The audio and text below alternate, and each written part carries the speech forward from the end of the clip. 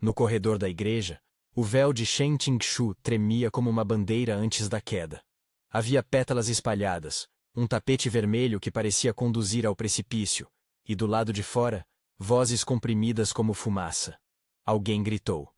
Um estalo seco cortou o ar, como o som de um vidro quebrando dentro da garganta.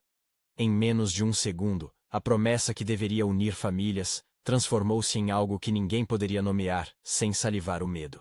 72 horas antes, a cidade ainda acreditava em finais felizes programados em planilhas e contratos. A família de Shen havia sobrevivido a escândalos e a dívidas. Mas sobreviver era diferente de prosperar. O nome Shen ainda brilhava nas vitrines das grandes marcas, e Shen Tingshu caminhava entre essas vitrines com a mesma elegância com que carregava uma sentença. Herdara um império de aparência, editoras de moda, ateliês, revistas, e com ele, o peso de negociações em jantares frios. Ela sabia cortar coragem como se corta tecido. Com mãos firmes, sem hesitar. Na primeira festa em que apareceu anunciando o noivado com Gu Jingxin, o mundo aplaudiu com taças tilintando. Gu era a promessa de estabilidade. Título: família influente. Negócios que poderiam salvar os últimos cofres do clã Shen. Do lado de fora das fotos sorridentes, porém, havia outra presença constante e mais discreta. Lu Chen. Protegia-a com uma devoção que não aceitava convite. Era o guarda-costas cujo rosto raramente atravessava as lentes, mas cujas mãos arrumavam o lenço de Tingshu quando um fio se empenava, que colocavam discretamente uma pastilha de menta numa gavetinha secreta do vestido quando ninguém olhava. Havia nesses gestos uma intimidade sem rótulo. Ela agradecia com um olhar e voltava ao mundo de negociações. Ele, em silêncio, permanecia. O primeiro sinal de perigo veio como uma humilhação bem coreografada. Uma revista acusou a equipe de design de Shen de plágio. Nas redes, fashion influencers acusaram-na de vender sob o nome da avó a criatividade dos outros. A passarela que deveria exibir roupas tornou-se cenário de hashtags afiadas. A família reagiu em pânico. Não deixe que isso vire escândalo, sussurraram no escritório à meia luz. Aceite a aliança com Gu Jingxin. Feche o acordo. O resto se resolve. Para eles, casar era fechar uma conta. Para ela, casar deveria ser promessa. O desacordo transformou-se em tensão.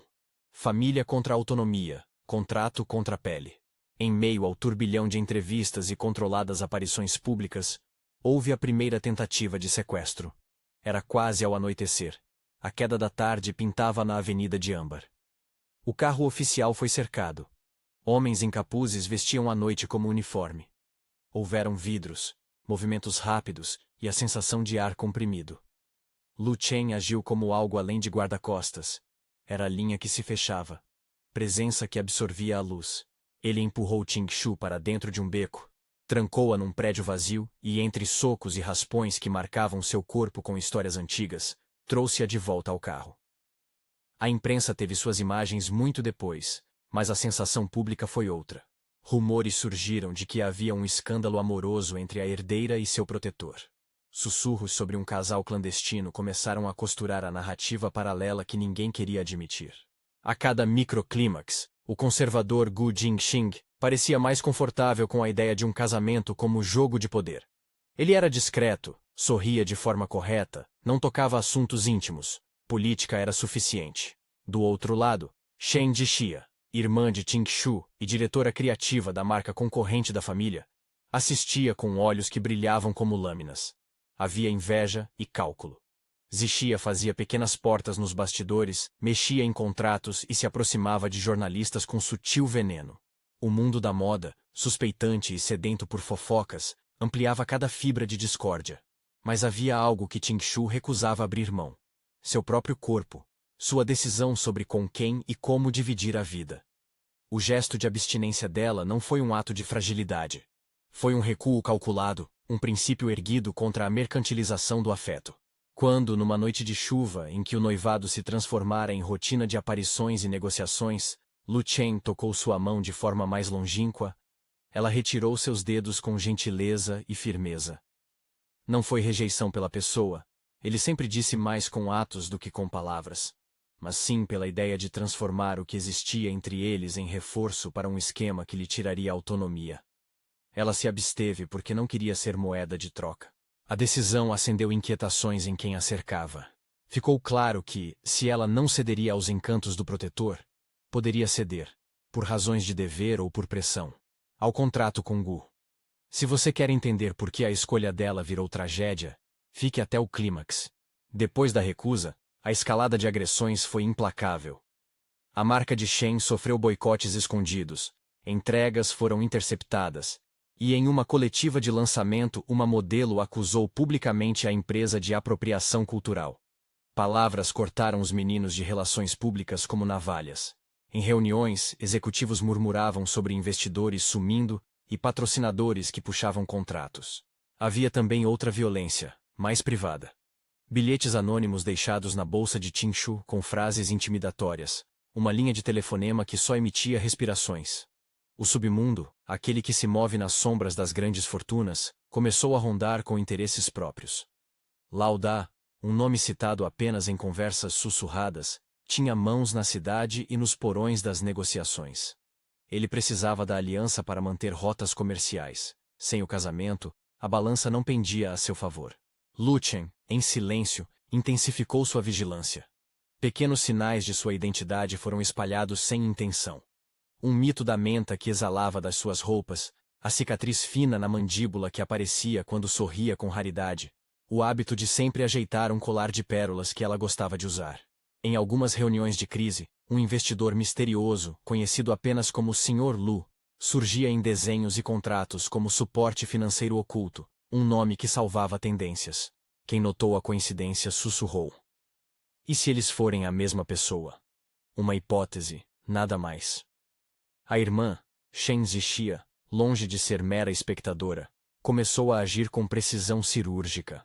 Vazou uma imagem de Tingshu saindo de um restaurante ao lado de um assessor suspeito, plantou uma manchete que insinuava traição e registrou uma denúncia anônima sobre a linha de produção da marca. Por trás das cortinas, Zixia procurava acelerar a ruína da irmã para abrir caminho para seu próprio império criativo. O ódio em sua voz não era apenas por ambição. Havia ressentimento por sempre viver na sombra do sobrenome que carregava. A abstinência de Tingshu transformara-se em causa. E a causa, para alguns, tornou-se declaração de guerra. Em uma madrugada, quando ela voltava de uma sessão de provas, seu carro foi cercado novamente, mas desta vez a agressão não foi para levá-la, foi para marcar. O vidro foi riscado com a palavra entregue. Era a mensagem de quem queria a rendição como espetáculo. O terror foi mais uma gota no copo transbordando. Família e sociedade a pressionavam para que aceitasse o noivo. Seus conselheiros afirmavam que se o casamento não acontecesse, a queda seria inevitável. A decisão final de assinar os papéis e celebrar a união com Gu Jingxin foi tomada num jantar em que a família já não sabia mais como disfarçar a aflição. Tingshu cedeu por razões complexas. Não foi apenas pelo nome ou dinheiro. Havia estratégia por trás da escolha. Casar com Gu seria um escudo público que poderia, teoricamente, estancar as perdas e colocar um guarda-chuva sobre a marca. Ela se casaria para salvar pessoas que amava, para manter posições de quem dependia de seus negócios.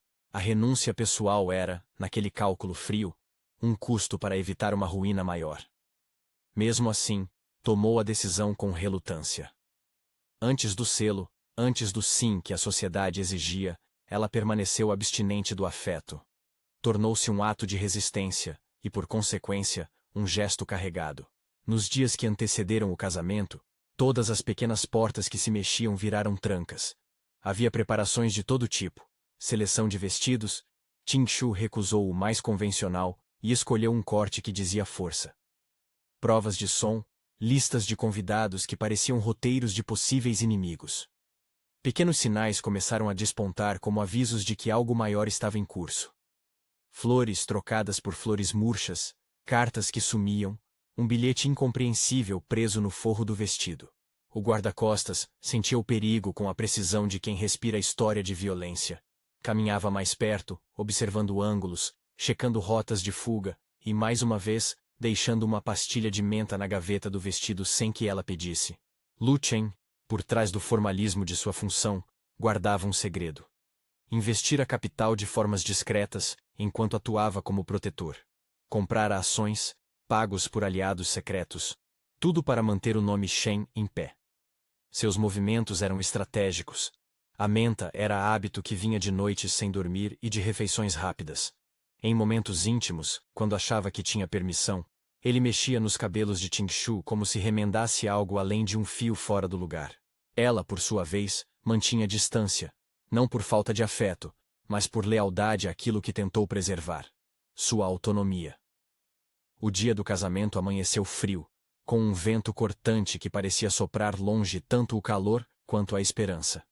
Havia neve previsível na planície alta. Era um cenário bonito demais para a tragédia que se aproximava. A capela estava lotada de rostos que calculavam alianças. A marcha nupcial começou, lenta, pesada como um relógio carente de corda. Tingshu caminhou com a postura de quem leva muitos pactos. E Gu Jinxing aguardava no altar com o sorriso de homem que fechara o acordo. Do lado, o mesmo guarda-costas permaneceu. Figura discreta com olhos que pareciam feitos de aço frio banhado em preocupação. Pequenos detalhes sinalizaram a atenção. Um arranjo floral reposicionado, um copo no banco reservado para os pais que ficou inexplicavelmente vazio, e o murmúrio de um técnico de som pedindo para checar os cabos. O padre, um homem pequeno e nervoso, começou a falar sobre união quando alguém no fundo do corredor soltou um som que parecia uma gargalhada trêmula. Nada parecia fora do lugar suficiente para alarmar a plateia, até que o som se aprofundou numa sucessão de disparos vindos de longe. 3, 4, e o mundo parou por um instante. Não houve explosão, apenas o estrondo dos tiros e a percepção de que algo extremamente errado acontecia. O primeiro impacto foi visual. Gu Jinxing caiu para trás como se um fio invisível cortasse sua postura. Havia sangue na camisa. Uma surpresa que nenhum roteiro social previa. Gritos explodiram pela capela. Os convidados se curvaram como árvores ao vento. Tingshu sentiu o mundo afundando sob seus pés. Ele, o homem que aceitara por dever, estava no chão. Ela tentou alcançá-lo, mas mãos a seguraram como se ela fosse vaso frágil. O guarda-costas correu para o centro, quebrando o anel de pessoas, empurrando um par de homens que tentavam alcançar a porta. Em câmera lenta, como em filmes antigos, um homem com máscara de plástico e olhos vazios correu do lado de fora e foi neutralizado pela segurança. Alguém sacou um lenço. A confusão engoliu o som. O que ninguém sabia era que o tiro que atingira Gu não fora apenas um ato de violência. Era uma peça de teatro construída por mãos invisíveis com motivos claros. Laudá, que lucrava com rotas e alianças perdidas, tinha interesse na desestabilização do casamento. Havia também a possibilidade de represália interna. Algum executivo descontente, alguma irmã com sede. O governo paralelo das grandes fortunas deleitava-se em dramas que se espalhavam como óleo. O tiro matou mais que um homem naquele instante. Matou a ilusão de salvação rápida. A imprensa, que horas antes buscava selfies e looks, agora filmava sangue e confusão. Na correria, Lu Chen agiu de forma desesperada e transparente. Em um movimento que só quem conhecia suas noites poderia identificar, colocou-se entre a escada de dor e que buscava a noiva. Não foi um gesto teatral. Foi um ato de proteção. Um segundo tiro ricocheteou. Algo atingiu sua lateral como se cortasse uma corda vital. Ele caiu de joelhos, um som estranho saindo antes que pudesse ser domado. Tingshu inclinou-se sobre ele, mãos trêmulas pela primeira vez em toda a narrativa, e olhou para seu rosto. Entre o pó e o brilho de menta na borda do casaco, ela reconheceu a presença que jamais quis nomear. Ele murmurou algo que não chegou a ser ouvido por muitos. Era de ouvido íntimo, um fragmento que apenas o corpo dela compreenderia. Uma confissão, ou talvez um pedido para que ela corresse, que não olhasse para trás. A investigação posterior mostrou que o tiro que atingira Gu fora disparado por um franco-atirador colocado em prédio contíguo, coordenado por mão que tinha interesse em ruína e ganho. Em cadeia, os braços da conspiração revelaram ligações com fornecedores, com empresas fantasma, e com pessoas que pareciam existir apenas em contas numeradas. A família de Shen desabou em conflitos públicos. Alguns queriam expor tudo. Outros queriam fechar acordos para abafar. O nome de Zixia circulou como suspeito por ter acesso a informações internas. Em privado, entretanto, Zixia soluçava numa sala vazia por culpa e medo. Sua ambição havia cruzado limites que ela não compreendera até que o sangue tocou o mármore do altar. Lu Chen não sobreviveu àquele dia. Ele morreu nos braços de Ting Shu. E sua morte não foi instantânea como um corte. Foi uma desaparição lenta de calor, como se uma chama fosse extinta com os dedos. O mundo parou para nomear o luto. Foram semanas de perguntas que não cabiam em nenhuma resposta.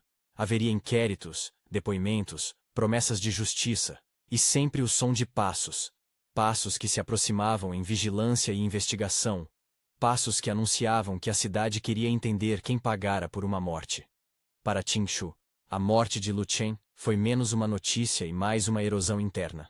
Ele fora seu escudo, e em silêncio, seu salvador.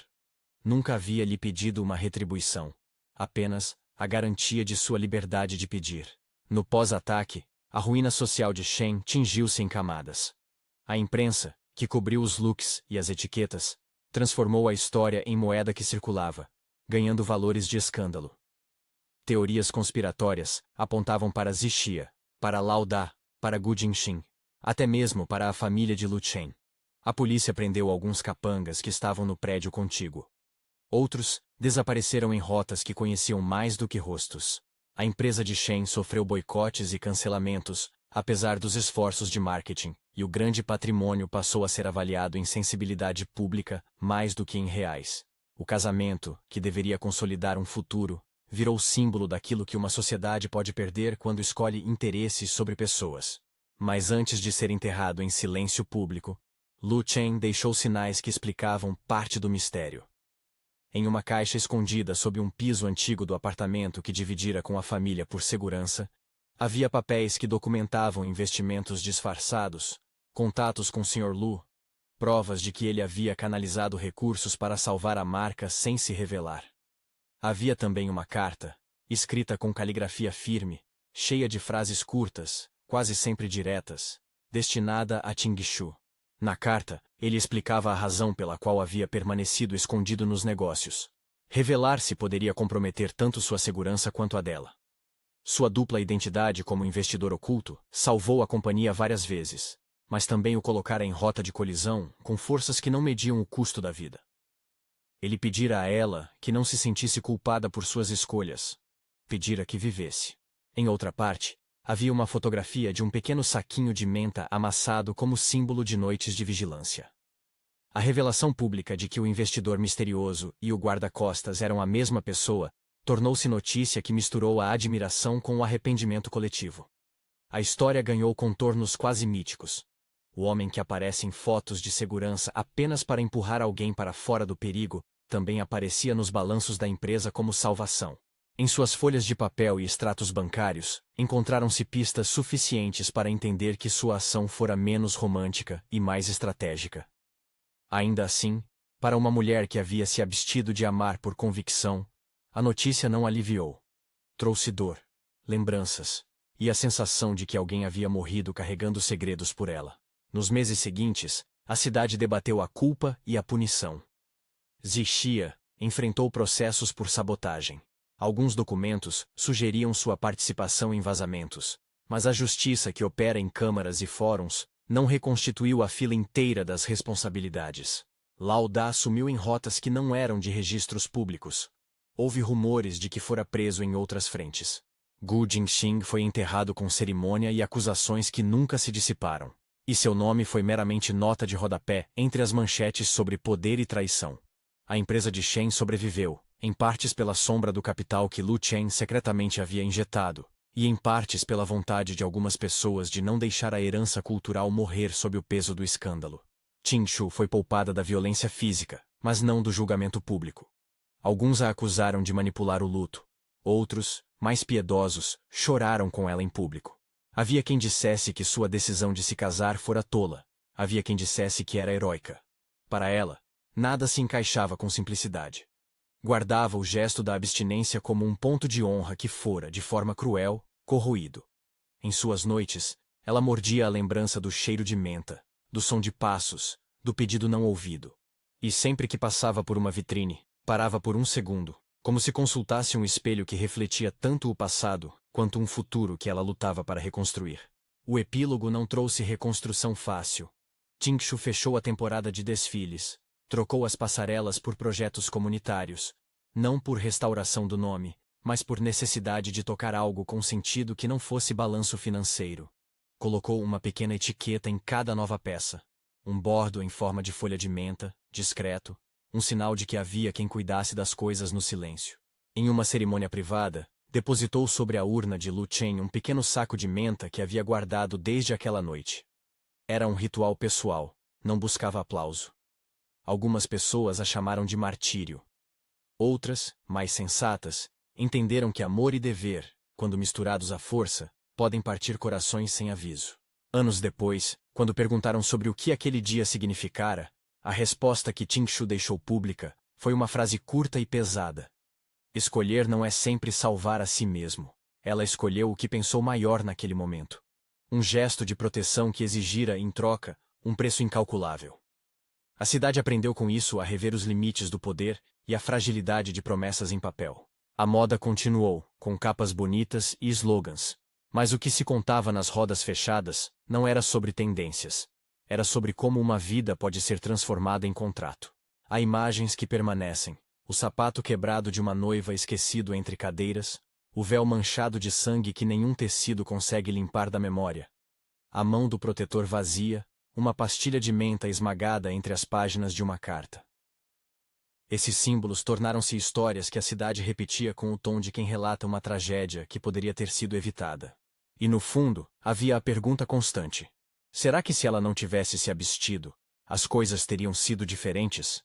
A resposta não veio em conforto. Talvez outras escolhas tivessem levado a outros tipos de dor. Talvez a costura do destino fosse sempre feita com fios cortantes. No fim, a história de Shen Tingshu virou lenda contemporânea. Uma mulher que se absteve do amado para manter sua integridade e que, ao casar com outro por dever, testemunhou a fatalidade se instalar no lugar onde deveria haver festa. Não houve redenção fácil. Houve investigação, lágrimas, processos e cartas. Houve pessoas que pagaram com prisão, outras com exílio. E houve o sacrifício de um homem que preferiu ser sombra antes de assumir o calor. Que se tornou herói por um momento último de coragem. E que, num gesto final, ofereceu sua vida para proteger a quem amava sem pedir nada em troca. Se você sentiu essa história, lembre-se do que ela deixa. As escolhas têm preço. E o amor não deve ser moeda. Há gestos que salvam e gestos que destroem. O mais difícil é reconhecer a diferença antes que seja tarde. Se quiser continuar a acompanhar narrativas como essa, que exploram o limite entre dever e coração, há outras histórias esperando por você. Histórias em que cada decisão tem consequência. Compartilhe deste conto com alguém que aprecie doramas intensos e volte para a próxima trama.